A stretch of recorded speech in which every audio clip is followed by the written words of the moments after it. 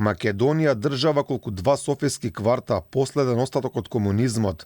Ова се зборови кои доаѓаат од Петар Колев, основач и председател на политичка партија, основач и председател на граѓанско здружение, и двете во Македонија, но и човек кој се жали дека е дискриминиран токму во Македонија. Ова посе изгледа е возможно само во државава, иако и во извештајот на Стейт Департментот се вели дека во Македонија нема дискриминација кон бугарите. Првиот човек на партијата ГДУ во интервју за БТВ се обидува да представи друга слика. И ние българите до кога смятаме да трпиме това нещо? Ние ако не може да се справиме с една държава, която е колкото два софийски квартала, как ще отстояваме интересите си на Балканите? Как ще отстояваме интересите в Европа? От какво се притесняваме? От едни остатъци от комунистическа Югославия? Ние пред света трябва да кажем какво е Македония. Македония е последният остатък от Коминтерн и от комунизма. Во интервјуто упати пофалби до бугарската власт, постигнала голем успех со францускиот предлог. Много е важно да обясниме и да не се притесняваме от този факт, че френското предложение е добро предложение за България. И най-важното, трябва българските институции да кажат на българският народ: уважаеми съграждани, Македония не е започнала преговори. Македония все още не е започнала преговори с Европейския съюз, благодарение на това френско предложение.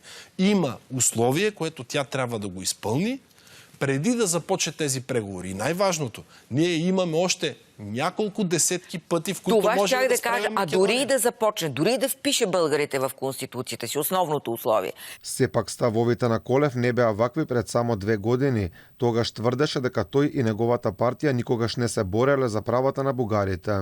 Каде во Македонија вие сте виделе во уставот и некаде дека постојат бугари? Каде сте слушнале вие некаква позиција од ГДУ или некој од ГДУ дека се залага за некакви права на него? За Колев можеме да заклучиме дека воопшто нема цврсти ставови. Тие се менуваат по се изгледа под влијание на политичката реторика на официјална Софија.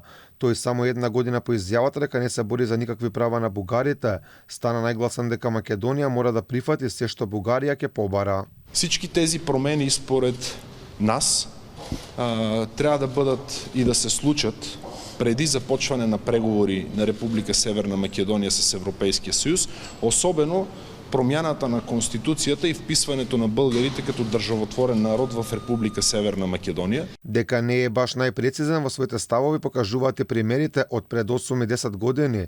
Во 2015 говореше: Вие очекувате јас да учествувам во поредна провокација во општеството или уште една поделба на македонското ткиво, него очекувате од мене, можеби некој друг. Во 2013 пак испрати директна провокација, нарекувајќи го македонскиот јазик само дијалект. Колку години, но преди да почнеме да говориме, да ве попитам, искате на книжовен български или на македонски дијалект?